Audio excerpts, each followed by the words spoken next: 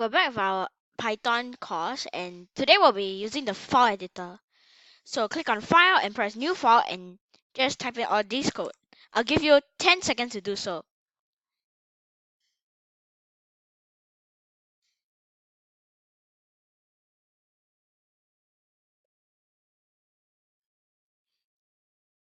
Okay, is that about it?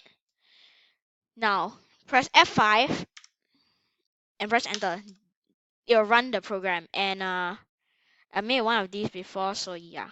It's like I was doing another course before I even learned this, so press Save, and yeah, just override it. May I know your name? Cody. Cody. 1 year old. Yeah, I was just kidding. I was just kidding about the 1 year old thing. Okay, so let's go through the code and see what's exactly going on. So this program asks for my name and greets me. And all these things, right? Yeah, I know these are all red. Don't worry, they're not errors. They are just something called comments. Like you can put your own notes there. Like you know how you can put notes in Scratch and other programming softwares, right? Yeah. So to make a new comment, put hashtag. I don't know why. Then type in your comment. Just randomly type some keys, okay? So next, okay. Print, may I know your name? Ah. But why must you put the print function? Well, if you actually went into the file editor, okay, I'll give you. Okay, after this, I'll give you like about 3 seconds to actually yeah. So actually if you just type a string inside, it'll just do nothing. I'll give you about 5 seconds to try that out.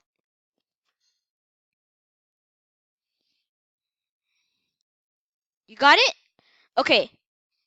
Now, anyway, this print call, don't you see that normally when you type raw strings, okay, not, you see like just a string itself. Ah, I spammed it too much. You'll see like this, the quotation marks are still there, right? If you call the print function, it'll not return the quotation marks, as you can see. Okay, next. Name equals input. Okay, so this will actually ask users to put in their whatever thing, and by and its default is just uh, a string. That's why I can put like text, like how I did here. You see this?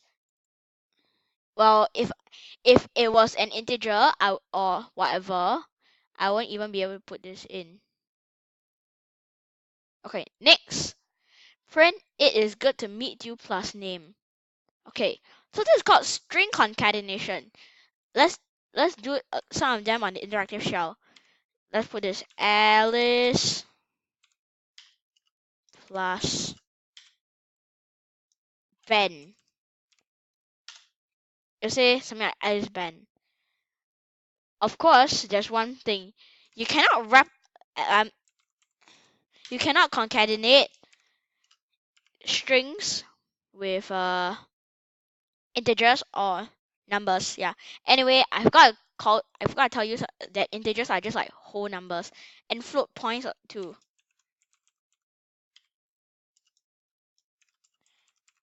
Like even like any decimal will be a float point, okay?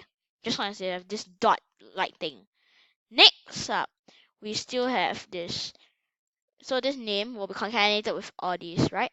Now, this one is very confusing, right?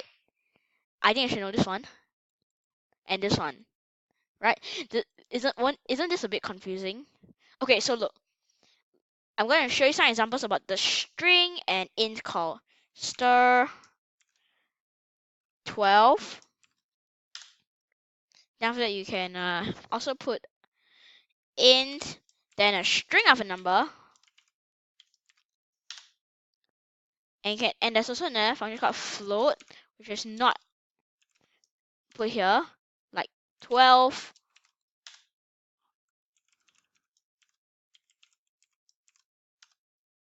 Yep. So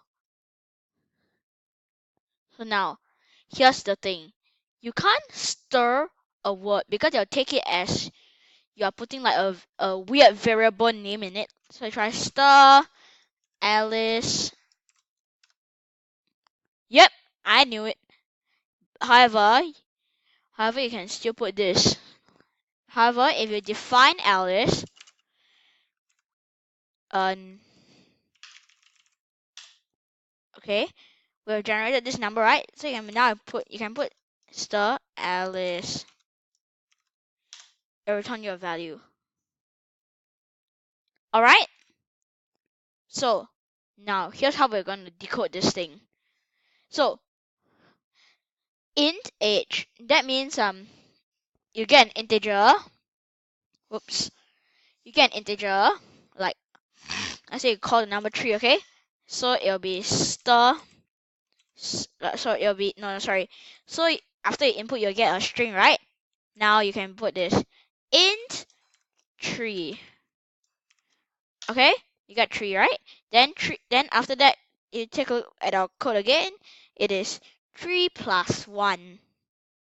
Is 3 plus 1. It'll give you 4. Then after that, it turns it back into the string. Then you'll output this whole thing. On your next birthday, you'll be 4. And once there's no more line of code in the program will terminate. So guys, that's all for lesson 3 now, and stay tuned for more lessons.